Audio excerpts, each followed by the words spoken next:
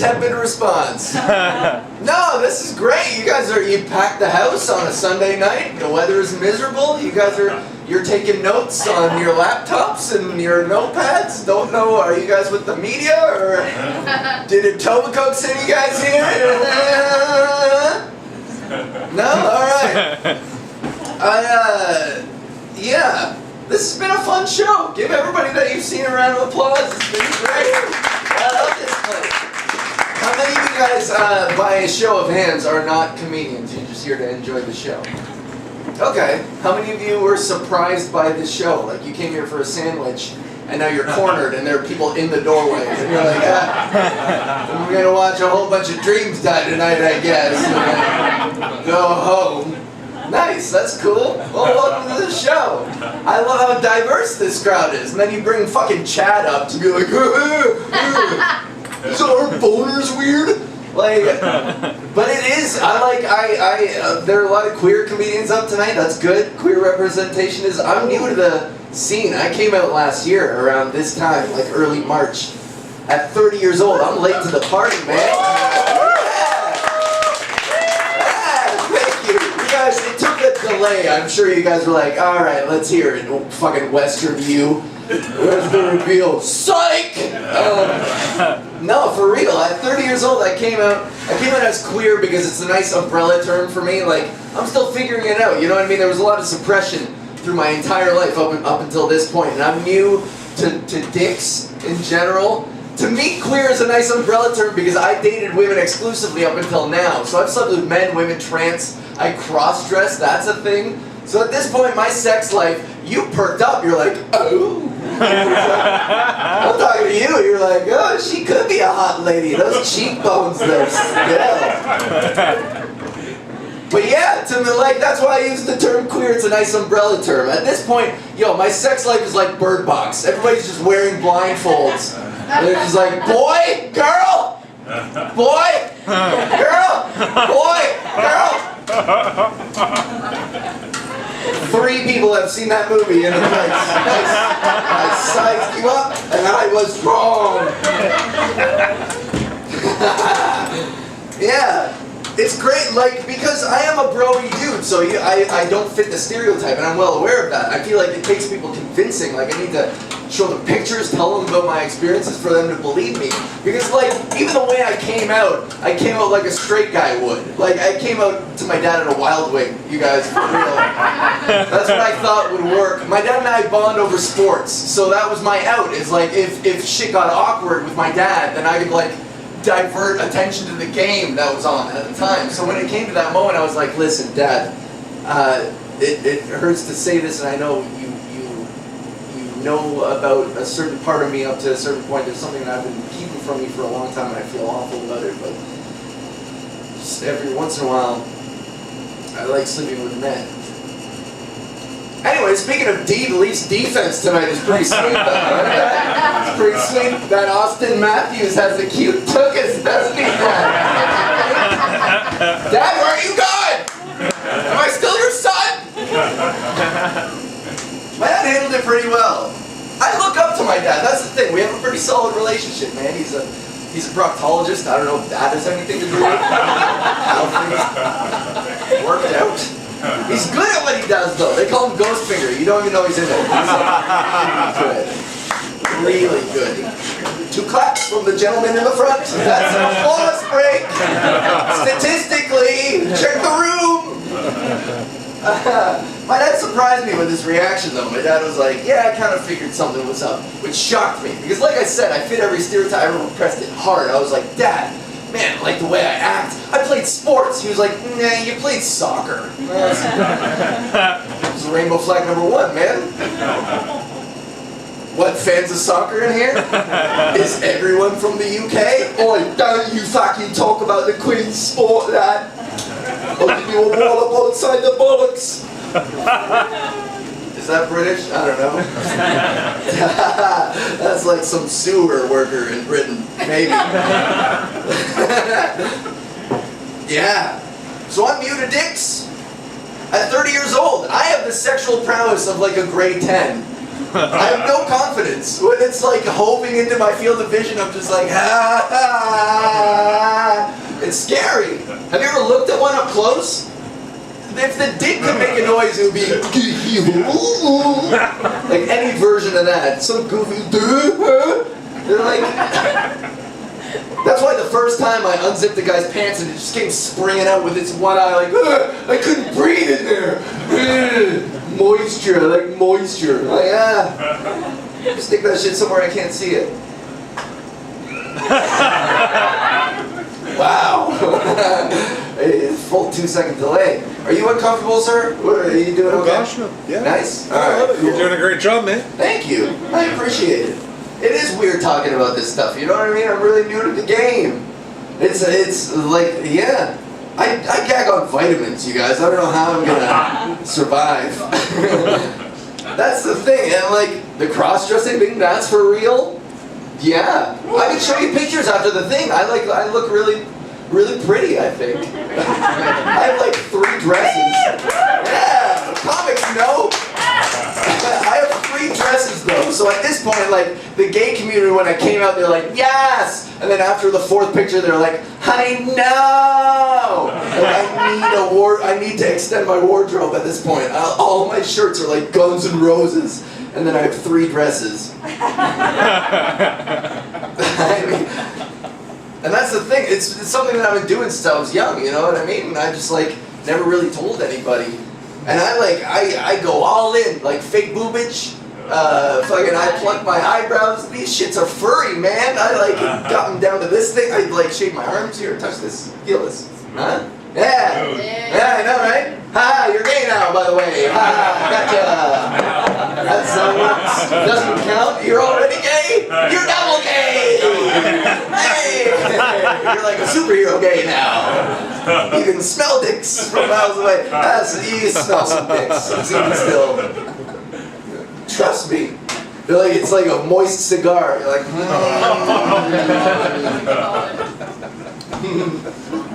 Good for you, man. This is cool. This is a really LGBT-friendly crowd. This is dope.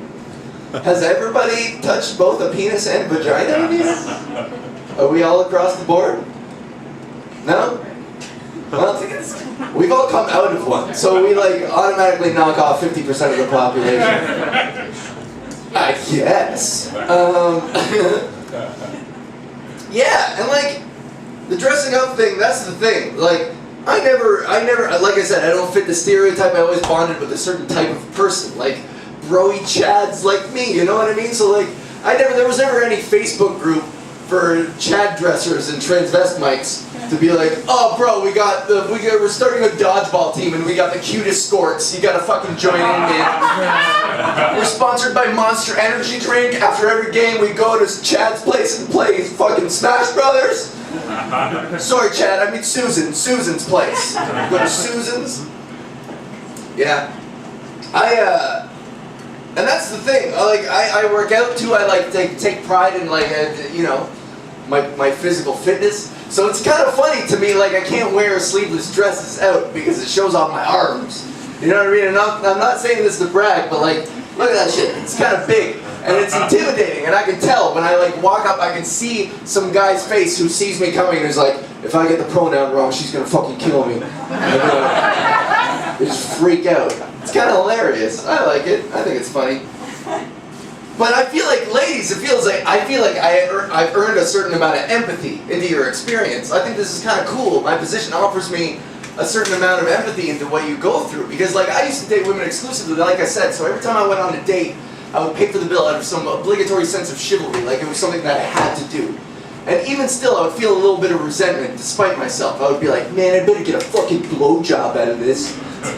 Like an asshole. And I know, now that I've been on the other side of things, where I've like gone on a date with a dude dressed like a woman, and I'm like, the agony that goes into getting ready, the fucking price that you pay for all the beauty products, the time it takes to like agonize over what you're wearing, what you're fucking putting on your face, and then you show up to the date, and the guy threw on some like faded Green Lantern t-shirt, and he's like, oh, you have to pay for your salad? You're like, yes, you do pay for my fucking salad, you piece of shit. Yeah! Yeah, man, you pay for 5 more.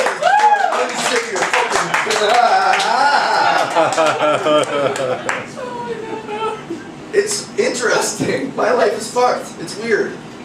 But I'm navigating it. I'm doing my best. My family doesn't understand at all. And I get it. Like, I give them a lot of credit. You know what I mean? Because the, Eastern European old school values, I try and understand. My dad handled it pretty well, like I said, but my mom did not. And I'm still, it's gonna take time. Like, my mom, when I came out to her, she was like, queer, what does that mean? And I was like, it means I'm men, women, trans, and she stopped me. She was like, I will never let a trans person in my home as long as I live. Which broke my fucking heart, man, because I had the cross-dressing shit to tell her about. You know what I mean? I have drawers full of fake boobage and lingerie and wigs. And then I was like, Mom, look! I'm like, yo! But no, I couldn't tell her that shit. I was like, you know what? I'm gonna save the second half for later. I'll drop that bomb another time. You know what I mean? Even the Americans waited 3 days after Nagasaki to drop Hiroshima. I'll drop that bomb later. No fans of that joke. Alright, that would get retired henceforth immediately. But the thing is, at the time it really hurt, it sucked. But in retrospect, I actually think it's kind of funny, you know what I mean? This whole time, I feel like I was this German spy who's been spying on my mom the whole time. Well, mother, you say you're a level-up trans person in your home, is that what you say? Well, maybe there has been one here the whole time. I heard she looks a lot like you too, mother. What do you think of that? Does that make you jealous?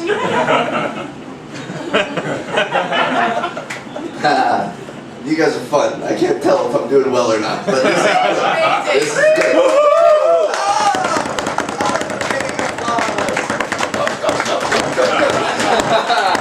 Let's open all the valves. That would be great. If I motion for it, you're like, no! And then I don't know, fucking lava came out on me. Ah! Does this lead to the washrooms? No. No? I feel like this is like a barn door. There's, part of me, it just kind of imagines like a friendly horse nibbling at my ear during my set. And I'm like, stop. Cut it out.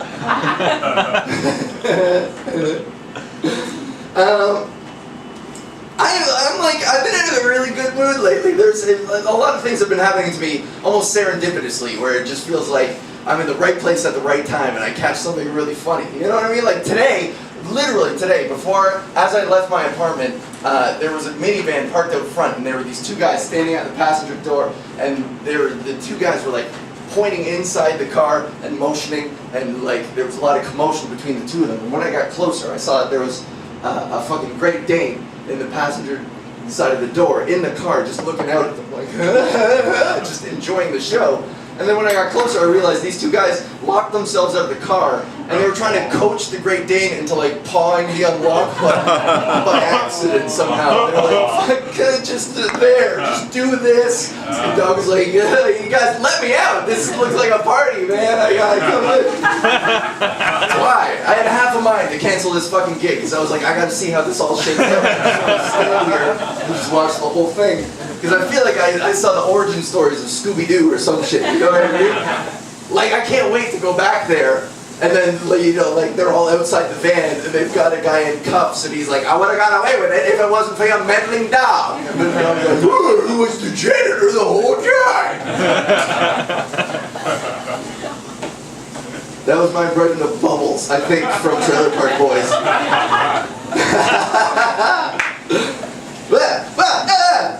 Comedian Al Val dies at Grapefruit Moon, tripping over a microphone wire. How tragic would that be? I mean, it would be funny, right? You guys, I would give you permission to laugh at that in a week if I died right here in front of you. You have it in writing right now. Not really, sort of. Get with the jokes, idiot. Fine, I get it. The thing is, as I was leaving the apartment, I won't fucking burden you guys any much longer. Is that guitar tuned, by the way? No. Damn it. Thank God. You don't know how good I am, man. I can play Freebird for you guys right here, right now. It would be the craziest thing. No one would believe you. You'd be like, I went to Grapefruit Moon and this cross-dressing Chad played Freebird. They'd be like, yeah, all right, Daryl. Fucking Tall Tales Daryl over there.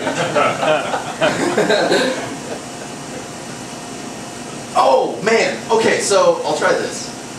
That's the thing. Like, leaving my apartment is fun. It's nice because I don't have the best relationship with my neighbors, especially my downstairs one. The guy's name is Marvin, and he noise complains against me all the fucking time, and I'm sick of this shit. Because I think I'm really docile and quiet, but I think the guy's got fucking super sensitive hearing because he'll bang on my door, this Dungeons and Dragons playing motherfucker, and be like, I couldn't help but notice that during the crux of my quest, you were stomping about upstairs like a griffin. And I was like, fucking, I was making toast, dude. Like, what do you want from me? I get so mad at him. But I'm so non-confrontational that every time he complains, I'm like, yes, Marvin, I'm sorry. It won't happen again. I'm doing my best up here.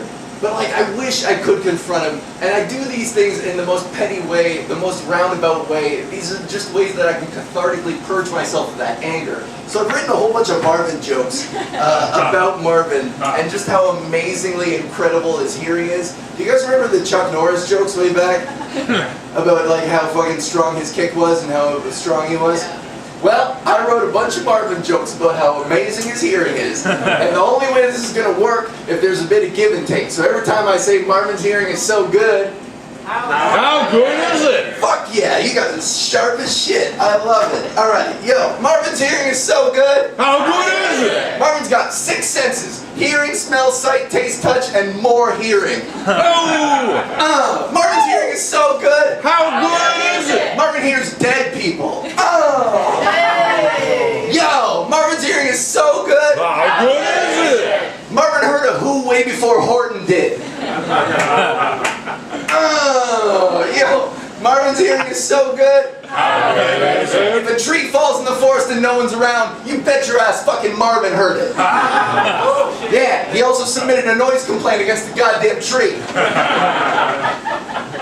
It feels good to get this shit off my chest. It really does. That's why I get so animated. Yeah. Because I know when I go home, Marvin's going to be waiting at my door like, I heard the jokes that you did at Grapefruit Moon. Not happy at all. Okay, one more thing and then I'm out of here. You guys have been awesome. Give yourselves a round of applause. This has been super fun. Thank you for supporting live comedy, man. There was a whole bunch of shit that went down in the industry last week. We're like, just for laughs. I don't know how in the know you guys are. You're not in, you know, yeah, man. They were taking money out of, just like straight out of Canadian comics' pockets. And we were all like, we stood together. There's no union for Canadian comics, so everybody came together. It was crazy. I've never seen such unity between a bunch of fucking children, because that's what we are. We're fucking kids, man. All of us wake up at noon. Basically, long story short, this is not going to be funny. Let's see if I can make it funny. I'll do it in an Aussie accent. Oh, so,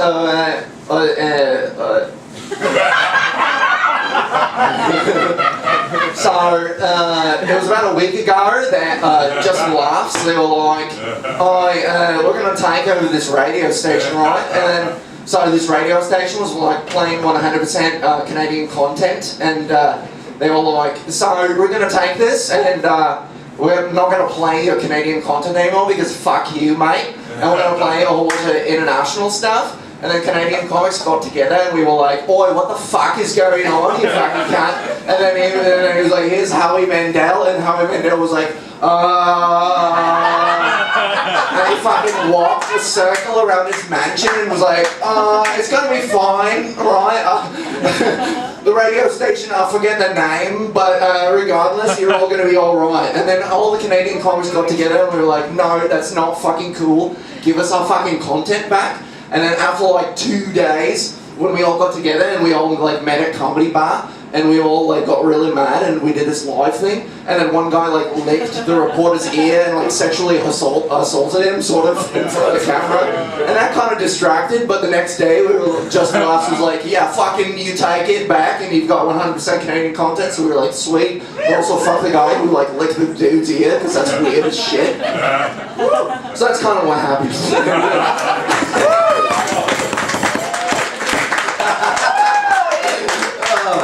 I was like 15% Australian, the rest like fucking Aquaman. So you're in the know. Did that sort of explain it? No, that was awesome. Yeah. Fucking awesome. Thanks. Yeah, man. Oh, where was I going? What bit did I want to do? Yeah, it's good to be. It's just I just feel really good about the way things are going. And fucking winter's almost over. To me, like seasonal shit makes a big difference in my mood. I don't know how many of you guys have seasonal affective disorder. Yeah, fucking. They could have named it anything. They named it sad. Like, thanks, science. But like I'm just excited for summertime, and I know like I know this is still a ways away, but like the first signs that summertime is coming is like bike cops. You guys see these cutie pies floating around, fucking cutting an intimidating figure with their little helmets and shit. Oh, they're so scary. Bing bing, justice. Oh, little fucking kick thing. I love bike cops in Toronto. They take their job so seriously, though. I think they're just overzealously, they're like overcompensating because they're so fucking cute. Everyone's like, oh, just litter in front of them. But I guarantee, I saw a cop see something he didn't like in the park and dismount off his bike at top speed. Just go, ha! And throw it against a fucking tree. And you're like, you need that shit. That's your chariot when you take back the criminal to the station. I don't know how, like, without a bike, how are you going to take him back? With a bike, how do you take him back? Do you just like, do you cuff him around the waist and you guys just have the sweetest ride back? Or do you sit the guy in the basket in the front and he just sits and he's like, I've been a very bad criminal, I'm going to jail. But man, the bike cops in Toronto, I guarantee every day the chief's got to reprimand another officer for stepping out of line for going too far. He's got to be like, Malloy, get the fuck in here! And then Malloy saunters in, the chief's leaning against the freshly squeezed barn door at the back of his office. Just like, God damn it, Malloy, you're too hot-headed out there. You broke a kid's fingers in your spokes. I gotta cool you off. Malloy's like, you can't cool me off. Chief bike up into my blood.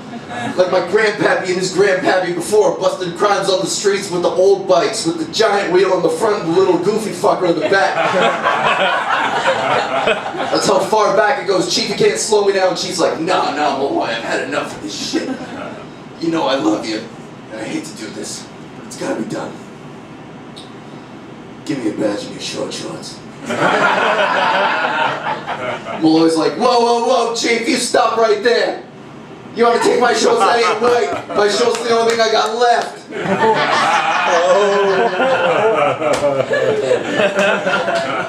You want to know something, Chief? You think because you're the only one left at the top, they always right? Will you ever stop to think that maybe the last touch with people like me, the last one's left on the streets fighting for what's right? Nah, Chief, all you know is writing letters and stopping by the break room to see if there's any coffee left in the pot. So you want to take my shorts, you want to ask me to leave? I left this bureaucracy a long time ago.